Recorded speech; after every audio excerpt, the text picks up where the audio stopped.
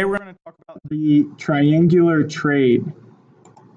Triangular trade was a direct result of the Columbian Exchange. These New World items were in high demand in Europe, specifically tobacco, eventually cotton, sugarcane, and coffee were in high demand in Europe. So colonists will create plantations in order to grow these raw materials in order to sell in Europe.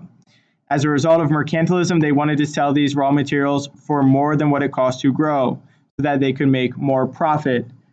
Eventually, these colonists are going to see that if you decrease the cost to grow these items, you can get more of a profit when you sell it.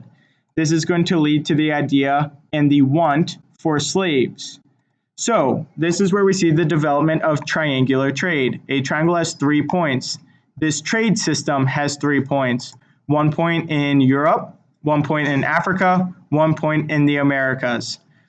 Triangular trade starts off with Europeans who have money sail down to Africa and buy slaves.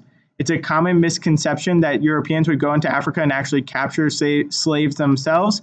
They actually would go to the coast and buy slaves from other African tribes who have gathered slaves. So money from Europe comes down, buys slaves from Africa, sail across the Atlantic Ocean to the Americas, where the slaves will be put to work on plantations to sell coffee, sugarcane, cotton, and then those raw materials will be shipped back to Europe, where they will be sold for a high profit, and then that money earned on the profit will continue to come down to Africa, buy more slaves, and to keep this cycle going. This map down here is actually a little bit incorrect. The reason why I like this map on the right is because the map on the left looks like most of the slaves actually went to North America, when in reality, most of the slaves actually went to Central and South America and the Caribbean. Yes, we do know, and I'm not trying to deny that there were slaves in North America. There were slaves in North America. However, majority of slaves will go to Central and South America. From this map, we even see slaves move up into Europe and go across the trans-Saharan trade routes into the Islamic world.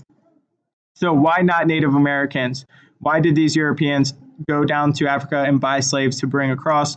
Well, as we know from class, majority of Native Americans are suffering from disease and have died, and those surviving are very weakened. Also, Native Americans will have extensive knowledge of the land. So it was hard to enslave Native Americans because they could escape from these foreign Europeans. Thanks. Bye.